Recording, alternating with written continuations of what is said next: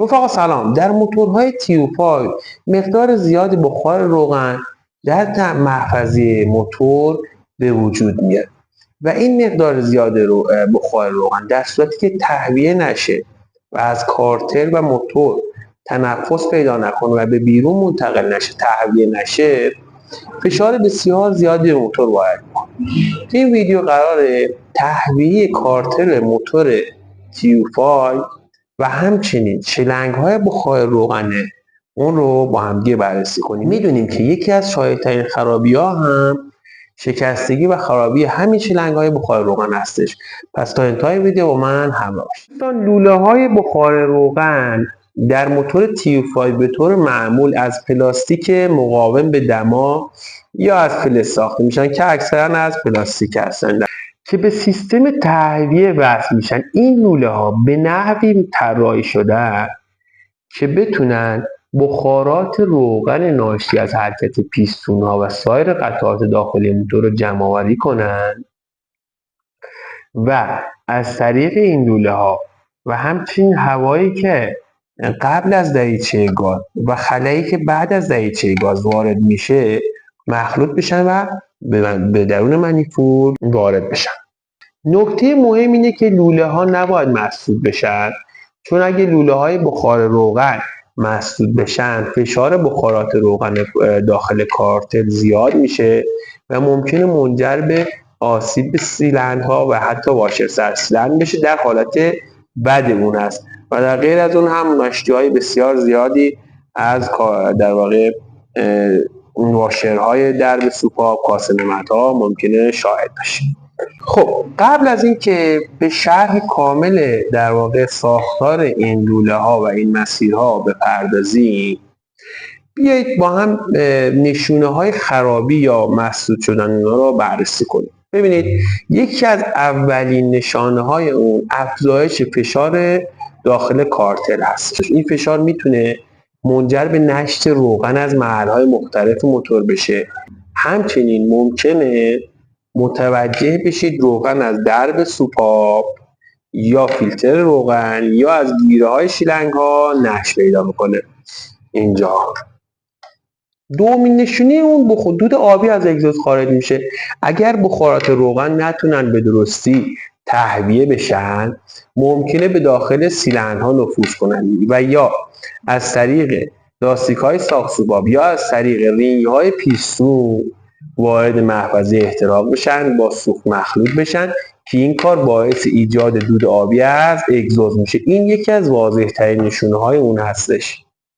برای پیشگیری از مشکلات ناشی از خرابی لوله های بخار روغن هم باید اولا لوله های بخار روغن هم در هر از شنگایی بررسی و تمیزکاری صورت هر 10,000 کیلومتر از مسدود شدن و ترک خوردن جلوگیری بشه.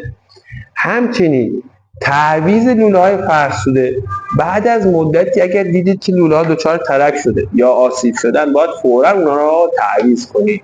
خب دوستان، سیستم تهویه کارتر تیوفای که اینجا مشاهده میکنید شامل چند تا لوله هستش. ببینید بخارات روغنی که جمع میشه در فضای بالای موتور از طریق این لوله ها وارد این مجموعه میشه.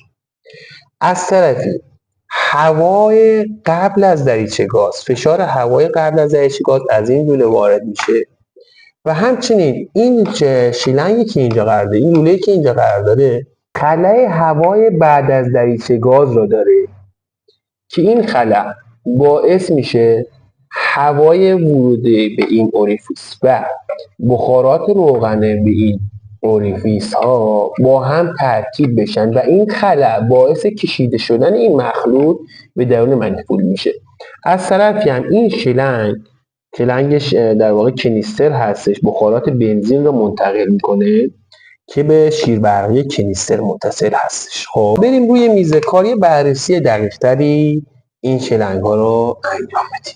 ببینید در موتور تیوفای تهویه کارتر بدین صورت قرار داره. خب همونطور که عرض کردم این بخارات روغن، فشار هوا و خلأ در واقع منیفولد و بعد از دریچه گاز.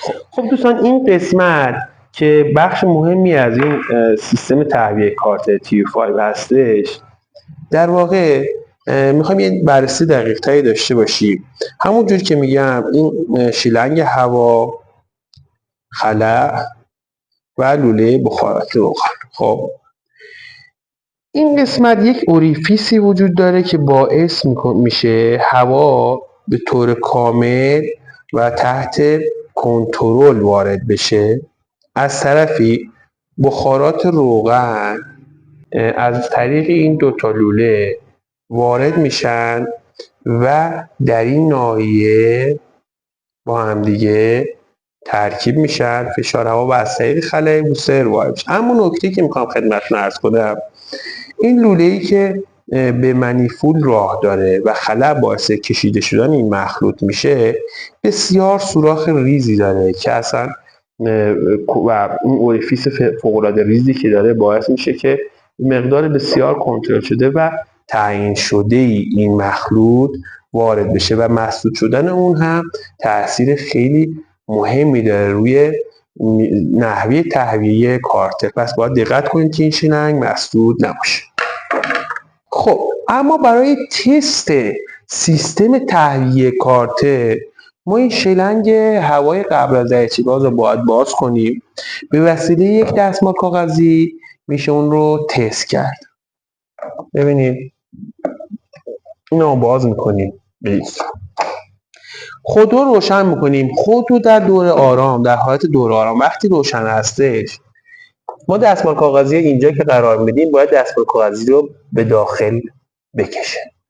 درون این شیلنگ وقتی دستمال کاغذی قرار میدیم اگر سالم باشه ببینید به داخل کشیده میشه دستمال کاغذی. خب ببینید و وقتی گاز میدیم چون دریچه گاز باز میشه، این مقدار در واقع کشیدن این دستمال به داخل باید کاهش پیدا کنه و به این شکل نباشه. خب در دور آرام دیدیم که دستمال کاغذی به سمت داخل کشیده شد. حالا از همکارمون میخوایم که گاز بده. خودرو گاز بده مهندس. ببینید دور آرام گاز بده و گاز بده مهندس. ببینید وقتی گاز بده این دستمالی سواخوری چیزی نمیده. گاز نده ببینید داخل. گاز بده مهندس. گاز بده گاز بده. ببینید در مقابل میکشونه داخل. این هم از تست سیستم تهویه کارتر.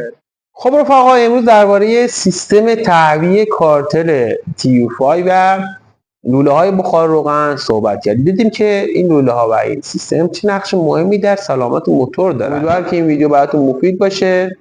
لایک و کامنت فراموش نشه، برای دوستانتون بفرستید. هر سوالی هم توی زمینه دارید برای من بنویسید. موفق و مؤید و پیروز باشید.